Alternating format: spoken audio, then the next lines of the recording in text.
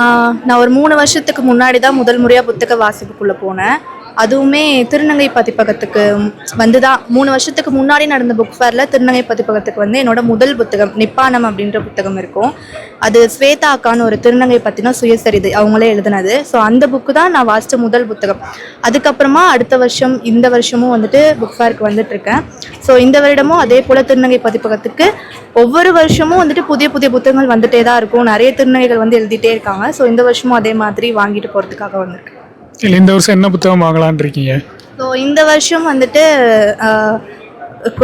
அக்ஷயா அக்கான்னு ஒரு திருநங்கை இருக்காங்க. ஸோ அந்த அக்கா வந்து அவங்களோட கதையை வந்துட்டு அவங்களோட எழுத்துக்களால் வந்துட்டு கோவில்பட்டி டு சென்னை வழித்தடங்கள்ன்ற புத்தகம் எழுதியிருக்காங்க. ஸோ அந்த புத்தகமும் அதுக்கப்புறமா இந்த வருஷம் வந்துட்டு PK ரோசி அப்படின்ற புத்தகம் வந்துட்டு ரொம்பவே எல்லாருமே அதிகமாக சேல் ஆகிற புத்தகம் அது. ஸோ கேள்விப்பட்டு வந்தேன். அது வந்து மலையாளத்துலேருந்து மொழிபெயர்க்கப்பட்ட ஒரு புத்தகம். ஸோ அது வந்துட்டு PK ரோசின்ற ஒரு மலையாள சினிமா நடிகை. அவங்க வந்து ஒரு தலித்துன்ற காரணத்துக்காக அவங்கள வந்துட்டு மொத்தமாக அவங்க ஹிஸ்ட்ரியிலே அவங்க நடிகையாக தெரியாத மாதிரி அந்த அளவுக்கு ஹிஸ்ட்ரியவே அழைச்சிருக்காங்க. ஸோ அதை பற்றின அந்த புத்தகத்தை வந்து வாங்கியிருக்கேன். இன்னொன்று வந்துட்டு ஹாரியட் டப்மேன் அப்படின்ற புத்தகம். ஸோ இந்த புத்தகம் தான் இதுதான் இங்கே இருக்க கடைசி காப்பின்னு நினைக்கிறேன். ஸோ அவ்வளோ சேலாக இருக்குது.